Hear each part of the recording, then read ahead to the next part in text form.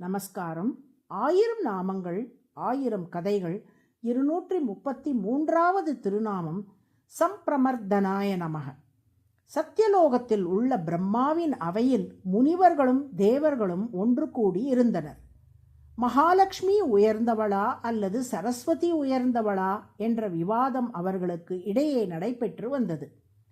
பரம்பொருளான திருமாலுக்கே அந்த பரம்பொருள் என்னும் ஸ்தானத்தை தந்தவள் மகாலட்சுமி. எனவே மகாலட்சுமி தான் உயர்ந்தவள் என்று தீர்ப்பளித்தார் பிரம்மா. பிரம்மாவின் தீர்ப்பு சரஸ்வதிக்கு ஆத்திரத்தை உண்டாக்கியது. அடுத்தபடியாக நதிகளுள் எது உயர்ந்தது, கங்கா நதியா சரஸ்வதி நதியா என்ற விவாதம் நடைபெற்றது. இந்த விவாதத்திலாவது தனது அம்சமான சரஸ்வதி நதி உயர்ந்தது என்று பிரம்மா தீர்ப்பளிப்பார் என கருதினாள் சரஸ்வதி.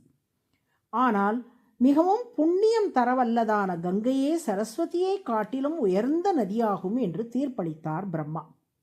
இதனால் மேலும் வெகுண்ட சரஸ்வதி, தேவதைகளிலும் நான் தாழ்ந்தவள், நதிகளிலும் நான் தாழ்ந்தவள் என்று கருதும் உங்களுடன் நான் வாழ எனக்கு விருப்பம் இல்லை என்று பிரம்மாவிடம் சொல்லிவிட்டு பிரிந்து சென்று விட்டாள். இந்நிலையில் காஞ்சிபுரத்தில் ஒரு அஸ்வமேத யாகம் செய்ய ஏற்கனவே திட்டமிட்டிருந்தார் பிரம்மா. மனைவி அருகில் இல்லாமல் யாகம் செய்யக்கூடாது என்பதால் சரஸ்வதி இல்லாத நிலையில் தனது வேறு மனைவியரான சாவித்ரி, காயத்ரி இருவரோடும் இணைந்து அந்த யாகத்தை செய்தார் பிரம்மா. இதனால் கோபத்தின் உச்சத்துக்கே சென்றாள் சரஸ்வதி. யாகசாலைக்கு வந்து பிரம்மாவை பார்த்து, இதுவரை என்னை அவமானப்படுத்தியது போதாது என்று இப்போது என்னை புறக்கணித்துவிட்டு சாவித்ரி, காயத்ரியோடு இணைந்து யாகம் செய்கிறீர்களா? இந்த யாகம் எப்படி நடக்கிறது என்று நான் பார்க்கிறேன் என்று சவால் விட்டாள். திருமாலே, நான் ஒரு நல்ல நோக்கத்துக்காக இந்த யாகத்தை செய்கிறேன். இதற்கு சரஸ்வதியால் ஏற்படும் தடைகளிலிருந்து நீயே காத்துருள வேண்டும் என்று திருமாலிடம் மனமுருகி வேண்டினார் பிரம்மா. அந்த பிரார்த்தனையை ஏற்ற திருமால் சரஸ்வதி உண்டாக்கிய இடையூறுகளில் இருந்து வேள்வியை காத்தருளினார். தனது பல விதமான முயற்சிகளும் பயனின்றி போனதைக் கண்ட சரஸ்வதி உலகையே இருளில் தள்ள எண்ணினாள். தனது சக்தியால் சூரியனும் சந்திரனும் தங்கள் ஒளியை இழக்கும்படி செய்தாள். உலகமே இருளில் மூழ்கிய நிலையில் யாகத்தை தொடர வழி தெரியாமல் தவித்தார் பிரம்மா. மீண்டும் திருமாலை உதவிக்கு அழைத்தார். சித்திரை மாதம் சுவாதி நட்சத்திரத்தன்று அவ்விடத்தில் தீப பிரகாசன் என்ற பெயருடன் ஜோதி ரூபமாக திருமால் தோன்றி தனது திருமேனியின் தேஜஸையே உலகுக்கு ஒளியாக தந்து யாகம் தொடர உதவினார். இதை கண்ட சரஸ்வதி மாயநலன் என்ற அசுரனை உருவாக்கினாள். அக்னி வடிவில் வந்த அசுரன் யாகசாலையை அழிக்க பார்த்தான். தனது ஒளியால் அந்த அசுரனை எரித்து சாம்பலாக்கினார் திருமால். சரஸ்வதி பிரம்மா இருவரையும் அழைத்து பேசி சமாதானம் செய்து வைத்து சரஸ்வதியும் பிரம்மாவுடன் சேர்ந்து யாகத்தில் பங்கு கொள்ளும்படி அருள் புரிந்தார் திருமால்.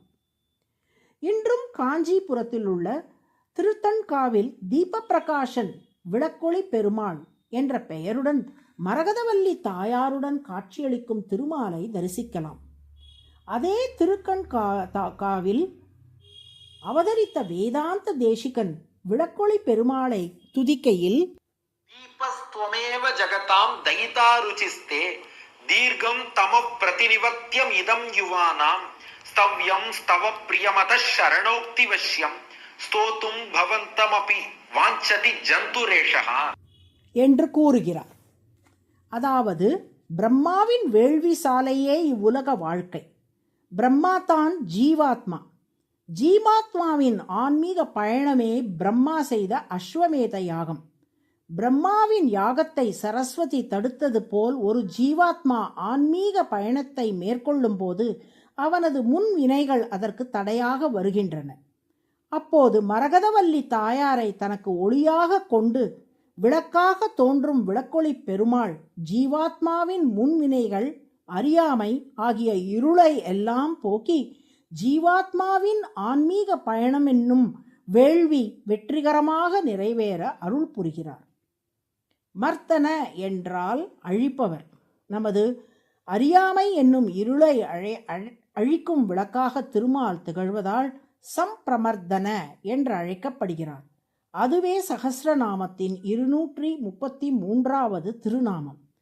சம்பிரமர்தனாய நமக என்று தினமும் சொல்லி வரும் அன்பர்கள் வாழ்வில் புத்தொளி பெற்று விளங்க திருமால் அருள் புரிவார். நாராயண நாராயண.